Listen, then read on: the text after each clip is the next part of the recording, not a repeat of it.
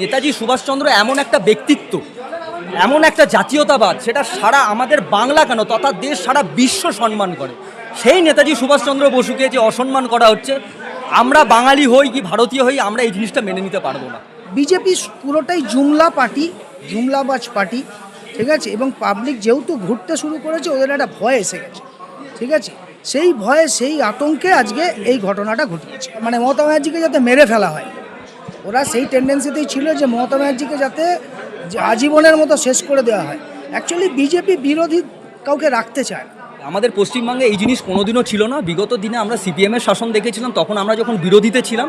আজকে মাঝে যখন আমরা ক্ষমতায় ছিলাম, তখনও আমরা বিরোধীদের কোনোদিনও এই জিনিস আমরা অন্তত করিনি। এই নক্কারজনক ঘটনা, কারণ উনি সবাই জানে উনি প্রাক্তন মুখ্যমন্ত্রী, আর উনি গেছেন একটা পরিবারের কাছে, যে পরিবারের একজনকে লকআপে পিটিয়ে মেরে দেওয়া হয়েছে, তাও আবার আমাদের তৃণমূলের কর্মী। তা সেখানে এইরকম একটা বাজেভাবে মুখ্যমন্ত্রীকে আঘাত করা, প্রাক্তন মুখ্যমন্ত্রীকে আঘাত করা কোনো মতেই ঠিক হয় না। এবং ওরা চেয়েছিল অ্যাকচুয়ালি মানে মমতা ব্যানার্জিকে যাতে মেরে ফেলা হয়। ওরা সেই টেন্ডেন্সিতেই ছিল যে মমতা ব্যানার্জিকে যাতে আজীবনের মতো শেষ করে দেওয়া হয়। অ্যাকচুয়ালি বিজেপি বিরোধী কাউকে রাখতে চায় না, বিজেপি বিরোধী কাউকে রাখতে চায় না।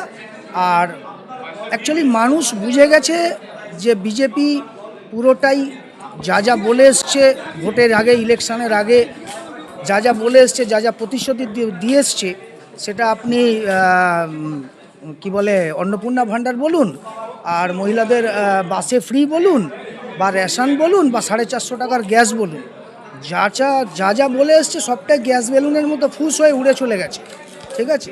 সবটাই গ্যাস দিয়ে এসছে। বিজেপির কাজই হচ্ছে গ্যাস দেওয়া। গ্যাস দিয়ে জনগণের ভোট নিয়ে আজকে জায়গায় মসনদে বসেছে।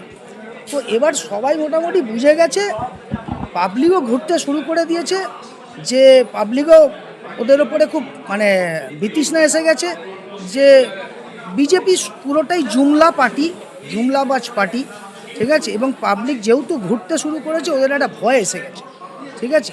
সেই ভয়ে, সেই আতঙ্কে আজকে এই ঘটনাটা ঘটিয়েছে।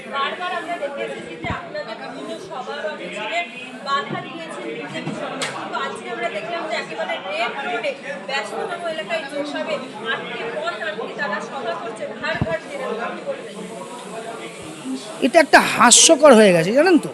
ব্যাপারটা হচ্ছে, আজকে স্বাধীনতার পর থেকে আরএসএস বা বিজেপি কোনোদিন তিরঙ্গা তোলেনি, ঠিক আছে।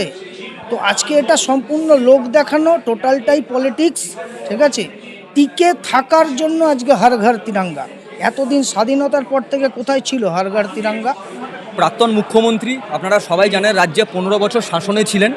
এরম ধরনের আমরা ফর দ্য লাস্ট 15 ইয়ার্স আমরা এরম ধরনের জিনিস কখনো দেখিনি। কারণ আমাদের লাস্ট 15 বছর একটা গণতন্ত্র, যেটাকে ডেমোক্রেসি আমরা বলি, সেই ডেমোক্রেসিটা আমাদের বজায় ছিল, এবং বিভিন্ন পার্টি বলুন, ক্যাডার বলুন, সবাই মিছিল করার একটা সুযোগ ছিল। তো সুতরাং মুখ্যমন্ত্রীর ওপর যে আঘাতটা, এটা গণতন্ত্রের একটা কালো দিন হিসেবে আমরা ডেফিনেটলি আমরা বলতে পারি। কারণ মুখ্যমন্ত্রীর ওপর যে আঘাত, এবং শুভেন্দু অধিকারী যেটা বারবার বলছেন যে উনি জেড ক্যাটাগরি সিকিউরিটি পান, কিন্তু আমার কথা হচ্ছে ওনার তো সিকিউরিটি যেগুলো ছিল সেগুলো তো প্রত্যাহার করে নেওয়া হয়েছিল। তো উনি তো এখনও জেড ক্যাটাগরি সিকিউরিটি পান না, প্রথমত। এবং দ্বিতীয়ত যে কথাটা হচ্ছে, এটা একটা নাক্কারজনক ঘটনা আমাদের পশ্চিমবাংলার বুকে। আমরা চরমতম ধিক্কার জানাই, এবং যে কারেন্ট যে গভর্নমেন্ট, তাদের কাছে আমরা অনুরোধ করবো, এরম ধরনের জিনিস আপনারা দয়া করে করবেন না। উনি এখন একটা প্রাইভেট সিকিউরিটি পান, উনি মোটেও জেড ক্যাটাগরি সিকিউরিটি পান না। মুখ্যমন্ত্রী শুভেন্দু অধিকারী বারবার ধরে এটাকে প্রেস কনফারেন্স করে, হালিশহরের মতন জায়গায় বারবার ওনাকে প্রেস কনফারেন্স করতে হচ্ছে। কেন করতে হচ্ছে? শুধুমাত্র নিজেদের পিঠ বাঁচানোর জন্য। তো এই যে মুখ্যমন্ত্রীর ওপর যে আঘাতটা, আমরা কোনোভাবেই ভালো চোখে দেখছি না। এবং শুধু আমরা নয়, পশ্চিমবাংলার প্রত্যেকটা মানুষ এবং প্রত্যেকটা জনগণ এটাকে খুব বাজেভাবে দেখছে, এটুকু আমি বলতে পারি। এরকম ধরনের জিনিসগুলো বন্ধ হোক আগামী দিনে, এটুকুই আমাদের কাম্য।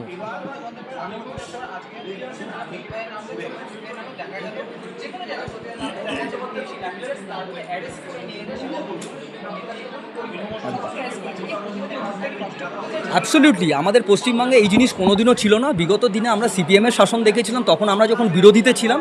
আজকে মাঝে আমরা যখন ক্ষমতায় ছিলাম, তখনও আমরা বিরোধীদের কোনোদিনও এই জিনিস আমরা অন্তত করিনি।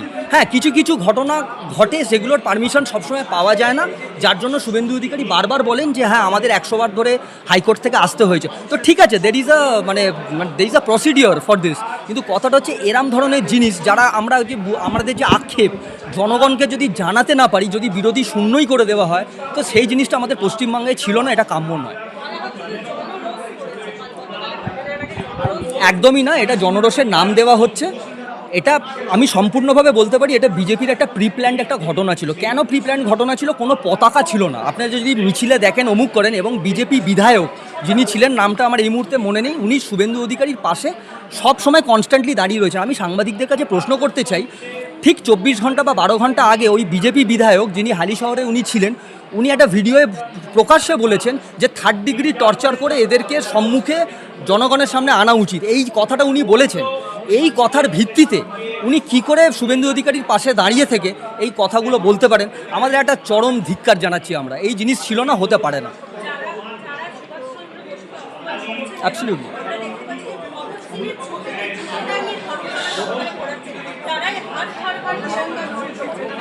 নিশ্চয়ই নেতাজি সুভাষচন্দ্রকে যারা সম্মান দিতে জানে না, আজকে আমাদের স্বাধীনতা এসছে শুধুমাত্র নেতাজি সুভাষচন্দ্রের হাত ধরে।